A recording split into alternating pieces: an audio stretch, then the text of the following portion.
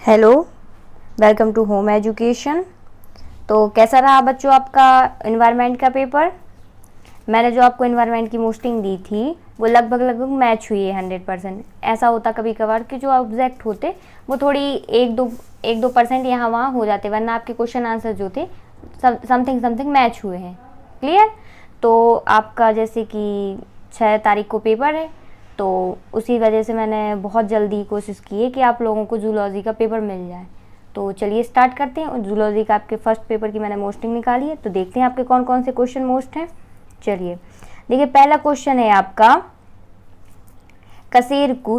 कशेरुकी प्राणियों के अध्यावरणीय तंत्र का सचित्र वर्णन करना है आपको। ठीक है, फिर उसी में आप उसके दांत का वर्णन और हृदय का विकास। तो इसका कहने का ये मतलब है क्वेश्चन का कि जो कशेरुकीय प्राणी है तो आपको उसका एक किस्म का वर्णन पढ़ लेना है, फिर वो कुछ भी पूछ ले आपसे, आप लोगों को बन जाएगा। जैसे कि मैं हर पेपर में आपको बताती हूँ कि उसका निचोड़ पकड़ने की आप कोशिश किया करें, क्योंकि ये अपन की कॉलेज लाइफ है, क्योंकि उसमें जो पूछा जाता है अपन लोग उतना एग्जैक्टली नहीं लिख सकते, उसके बारे में आप पढ़ सकते हैं, कर सकते हैं आपका। क्लियर? चलिए सेकंड क्वेश्चन है आपका, पक्षियों में वायुकोश या पंख के प्रकार बताने हैं आपको। समझाइए, वर्णन करिए या फिर सचित्र, मतलब कुछ भी आ जाए, आपको सिर्फ क्या पकड़ के रखना है, पंख के प्रकार और वायुकोश। जैसे कि मैंने पहले बताया, आप थोड़ा बहुत यहाँ वहाँ एग्जामिनर आपको घुमा दे तो आपको घूमना नहीं है, आपने जो याद किया वही लिखेंगे, बस क्वेश्चन को पकड़ने की कोशिश करिए आप लोग। चलिए नेक्स्ट क्वेश्चन है आपका, मछली के गलफड़ों को समझाना है। छोटी सी बात है, ये जनरली चीज़ है, बस उसके बारे में थोड़ा आप समझाइएगा, मतलब कि इसके बारे में क्या होता है, थोड़ा उसके बारे में आप लोगों को पढ़ देख लेना है। क्लियर? तो जैसे मैंने यहाँ पे गलफड़े की बात की है, तो आप लोग ये मत समझिए कि सिर्फ मछली के गलफड़े के बारे में आप लोगों को लिखना है। जैसे आप लोगों ने जीव विज्ञान ली रही होगी, अब बीएससी कर रहे हैं, तो कुछ तो मछली के बारे में आप जानते ही होंगे, तो कुछ अदर टॉपिक भी आप कर सकते हैं, क्योंकि जैसे बड़े में आ गया समझ लो आप क्वेश्चन 5 नंबर में, 4 नंबर में या 6, जैसे भी आपका एग्जाम में आए, तो आपको अगर छोटे नंबर में आए तो आप थोड़ा बहुत वर्णन करके छोड़ सकते, लेकिन यदि वो बड़े मतलब लॉन्ग आंसर टाइप क्वेश्चन में आ गया तो आपको बड़ा लिखना पड़ेगा। अब आप लोग लिखेंगे कैसे, वो मैंने आपको बता दिया कि बड़ा कैसे करते हैं क्वेश्चन। जो चीज़ का टॉपिक हो, आप मैंने स्पष्ट आप लोगों को समझाया है कि आप उसके बारे में पढ़ लें, फिर वो एग्जामिनर किसी भी तरीके का आपको क्वेश्चन देगा, आप कर सकते हैं। क्लियर हो गया?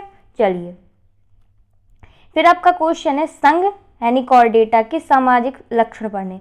तो आप इसके सामाजिक लक्षण पढ़ने के साथ साथ आप तो इसका वर्णन पढ़ लेना, सबसे अच्छा काम है। उसके कितना भी घुमाएगा आप लोगों से बनने वाला ये क्वेश्चन। क्लियर? चलिए फिर वो पूछ रहा है आपसे सरीसृप का वर्णन करना है, सरीसृपों का वर्णन करना, जितने भी उसमें जंतु आते होंगे।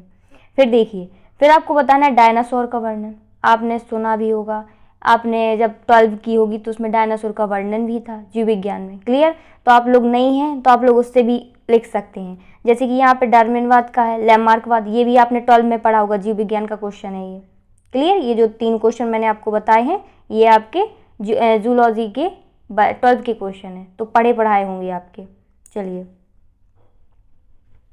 फिर आपका नेक्स्ट क्वेश्चन है, आपको टिप्पणी बतानी है। जैसे कॉर्डेट्स की उत्पत्ति मैंने इसमें स्पष्ट लिखा हुआ है।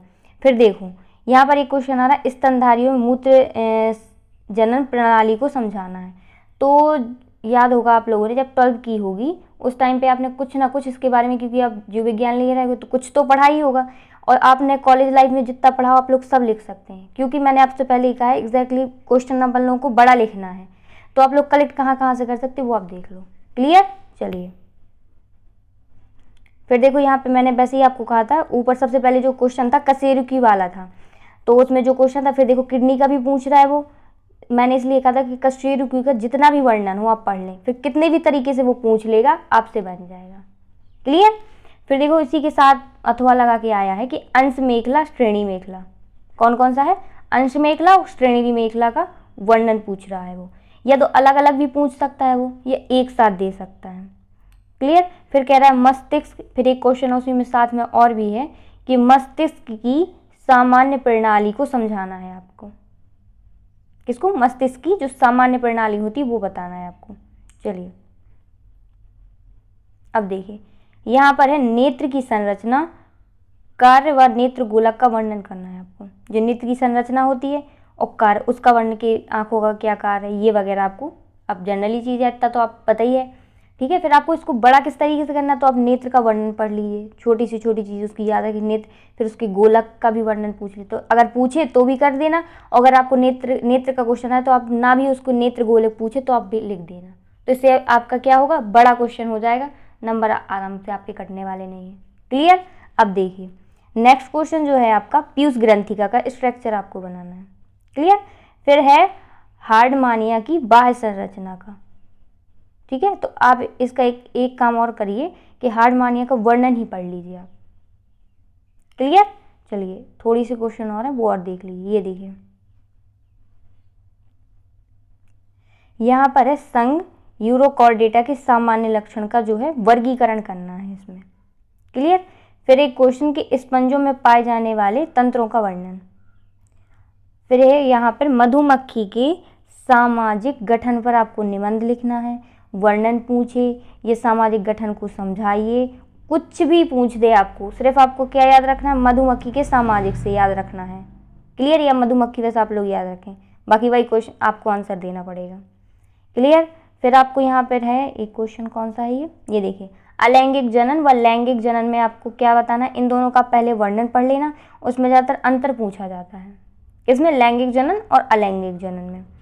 फिर ऐसे ही इसमें आपको नेक्स्ट वाले क्वेश्चन में करना है कि जो खुला तथा बंद परिसंचरण तंत्र है, इसमें अंतर भी पूछ लिया जाता है और कभी कभार सिर्फ वर्णन पूछता है, कि उन्हें अंतर ना पूछ के वर्णन पूछ लेगा कि खुला परिसंचरण तंत्र और बंद परिसंचरण तंत्र का वर्णन कीजिए, टिप्पणी के रूप में वो पूछ लेता है। क्लियर है। अब देखिए फिर प्रवाल कंकाल संरचना का वर्णन करना है, समझाइए या वर्णन कीजिए, कुछ भी आ जाए आपको वही करना है। ठीक है। फिर है श्वसन की क्रियाविधि को समझाना है आपको। क्लियर। फिर है थक्का जमने की प्रक्रिया को मतलब आपको समझाइए या वर्णन कीजिए, कुछ भी आ जाए तो आपको यही लिखना पड़ेगा आंसर। फिर है उत्सर्जन की कार्यकी का वर्णन करना है, पेशी संकुचन का वर्णन करना है। अलग अलग है क्वेश्चन, साथ में है, आए थे लेकिन तो मैंने ये बता दिया आपको।